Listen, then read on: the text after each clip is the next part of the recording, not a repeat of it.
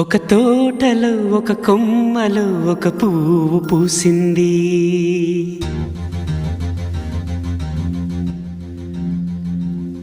మహారాణిలా మహాలక్ష్మిలా ఆ పువ్వు నవ్వింది.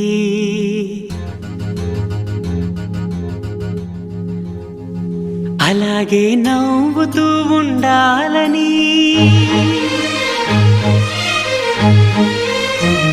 అలాగే నవ్వుతూ ఉండాలని నింగి నేల వాగు వంక చెట్టు చేమ గువగూడు ఆశీర్వదించాయి.